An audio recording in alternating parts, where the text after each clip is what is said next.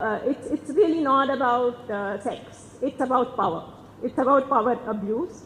So not only in the context of sexual issues, but also as gender inequality, it is about power abuse. And so that is the first thing one needs to understand or kind of internalize. And I also wanted to just share a personal incident because there are so many people who've talked about the bus and the molestations. And usually I found personal stories really bring out the best in you in terms of what you want to share. This was like when I was in college in Delhi. I've grown up in Delhi all my life.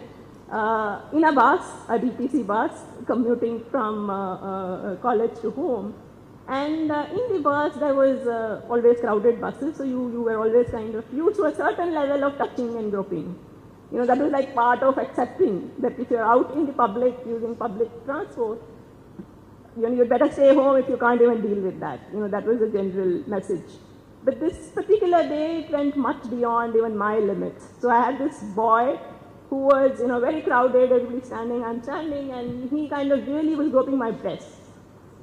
And there was something in me that kind of broke up, or kind of I rise to the occasion to say, now this is like too much.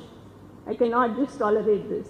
So I have no idea from where I got the courage or what really happened inside me. I slapped that person. I slapped him right across, but I was like completely nervous. Even thinking about that incident, this is like 25 years ago probably, gives me goosebumps. Because I slapped him, and then next moment I was completely afraid. What did I do? What's going to be my life beyond this? I have no idea whether he was just like a prankster kind of, you know, having fun, or is he really a real criminal who's going to go beyond, take revenge. And I got off at my bus stop. And no, the first thing was that person actually reacted saying, how did you know it was me? That completely gave him away. I mean, he was such a fool. How did he know why I slapped? Like, he immediately said, how do you know it was me? Because I guess he was doing it thinking it's a crowded place, nobody will know whose hand it was.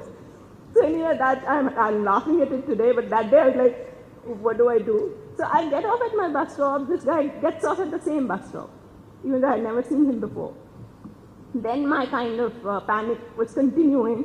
So I started walking fast, and then I kept looking back, and he kept following me up to a point. Then I didn't know whether to go home, which would reveal my home to him, or go somewhere else. So it was a lot of confusion and thing, and I somehow, after some time, he disappeared.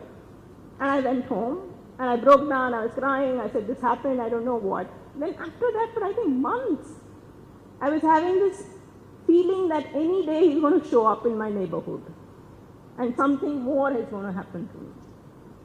So it's just an incident. I'm pretty sure everybody in the audience would have heard or experienced worse things.